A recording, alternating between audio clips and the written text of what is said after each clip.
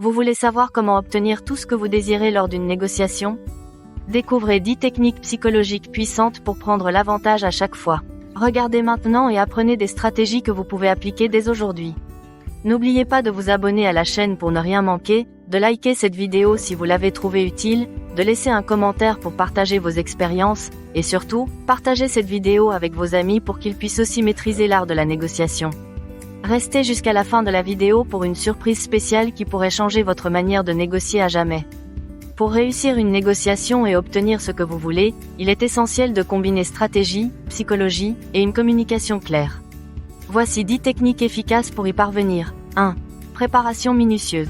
Comment s'y prendre? Avant d'entrer en négociation, préparez-vous minutieusement. Connaissez vos objectifs, vos limites, ainsi que ceux de la partie adverse. Informez-vous sur le contexte, les enjeux, et les éventuelles alternatives de l'autre partie. Plus vous êtes informé, plus vous êtes capable de défendre votre position et de proposer des alternatives crédibles. Faites également des simulations pour vous entraîner à répondre aux objections. 2. Créer une relation de confiance. Comment s'y prendre? Commencez la négociation en établissant une connexion avec la personne en face de vous. Utilisez des techniques de rapport comme le contact visuel, un langage corporel ouvert, et l'écoute active. Posez des questions ouvertes pour montrer votre intérêt pour leurs besoins et préoccupations. Cela permettra de réduire les résistances et d'instaurer un climat de coopération. 3. Fixez des objectifs clairs. Comment s'y prendre? Définissez clairement ce que vous voulez obtenir de la négociation. Cela doit inclure votre objectif principal, vos alternatives, BATNA, Best Alternative to a Negotiated Agreement, et votre seuil de rupture, le minimum acceptable. Cela vous permettra de rester concentré et de ne pas céder sous la pression. 4. Utilisez le silence à votre avantage. Comment s'y prendre? Après avoir présenté votre proposition ou répondu à une question, utilisez le silence.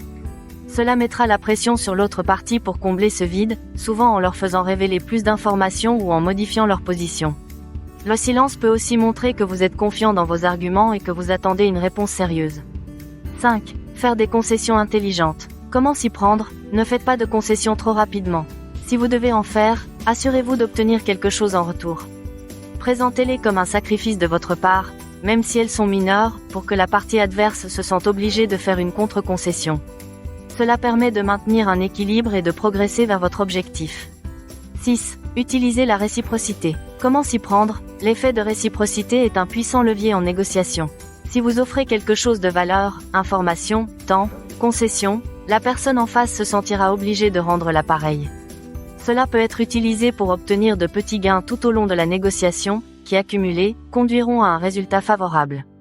7. Posez des questions stratégiques. Comment s'y prendre? Utilisez des questions ouvertes et fermées pour guider la conversation et amener la partie adverse à révéler ses besoins, ses priorités et ses points faibles.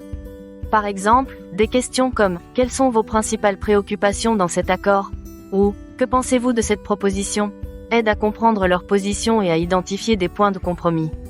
8. Ancrer la négociation. Comment s'y prendre? L'ancrage consiste à proposer en première une valeur ou une option qui sert de référence pour la suite de la négociation.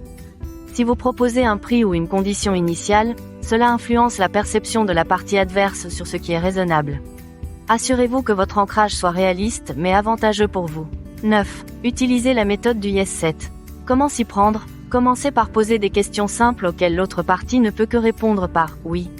Cela les amène progressivement dans un état d'esprit d'acceptation, ce qui rendra plus difficile pour eux de rejeter une proposition plus importante par la suite.